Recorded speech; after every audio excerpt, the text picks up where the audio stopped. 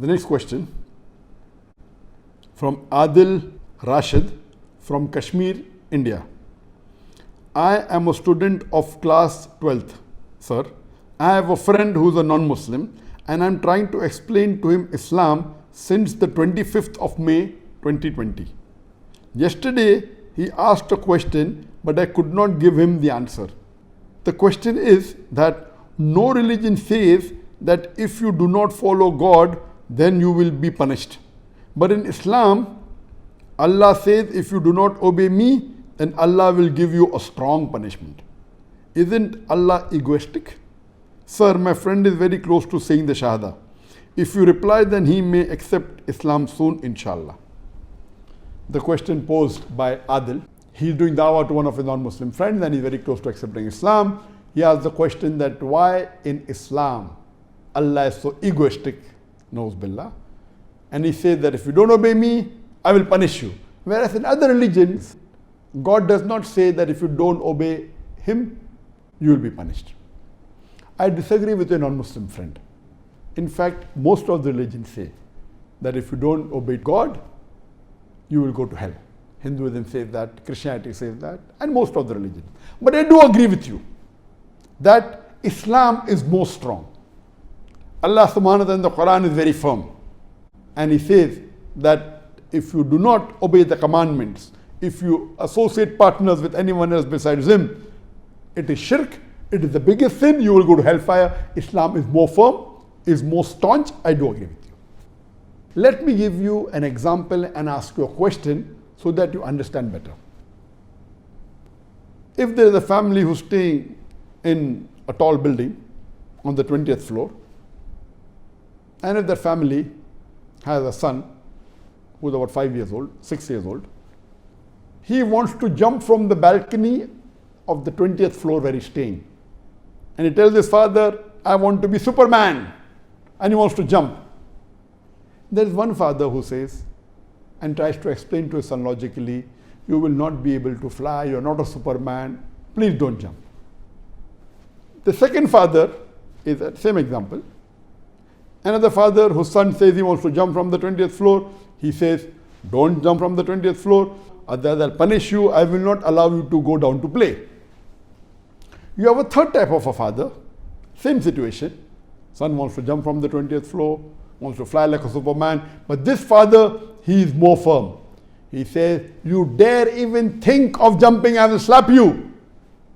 I will tie you and close you in a room. If you think of even jumping, and if you try jumping also, I will lock you up in a room. I am asking the question.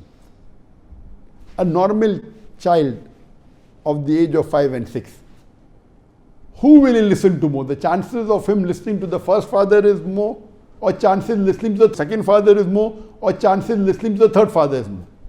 But naturally the answer is that listening to the third father, the chances that the son will not jump from the 20th floor is in the case of the third father. Because the third father is cruel to be kind. He is very firm. I will tie you up. I will slap you. I will lock you in the room. The child will get scared. You cannot say, no, I'll try to explain to him logically. No, he may not understand.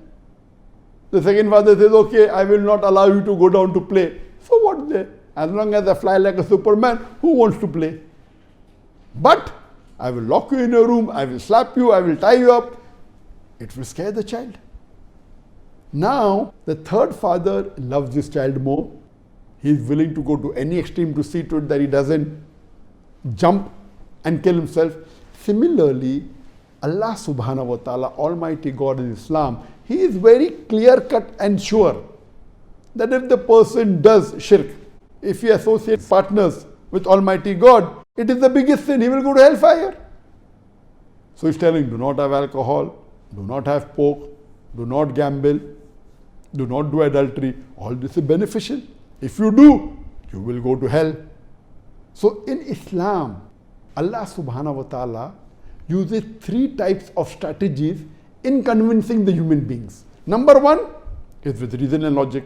Therefore, if you read the Quran, there are many verses saying that, will you not then understand? This book is for people of understanding. That means talking to them logically. Some people will agree logically. Some verses of the Quran, Allah says, if you do this, I will reward you.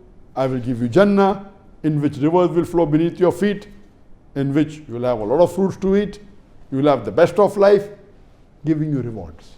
Sometimes, the third strategy Allah uses, if you don't obey me, I'll put you in hellfire, I will punish you. So there are three types of strategies used by Allah subhanahu wa ta'ala, Almighty God, in Quran and in Islam, to convince the followers to follow the straight path. Whether a human being follows the straight path or not, it makes no difference to Allah subhanahu wa ta'ala. It will not make him greater, he is already the greatest.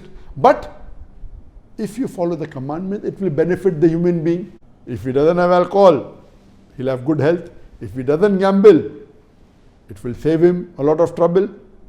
You don't do adultery, it will prevent him from several diseases. It will let him lead a good, happy family life. So all these things what Allah commands in the Quran and in Islam, what our beloved Prophet says in the Sharia, it is benefiting the human being, not Almighty God. But Almighty God loves His creatures. Allah in Islam is the most loving, most kind, most merciful. Therefore, He wants His creation, the human beings, to follow Him.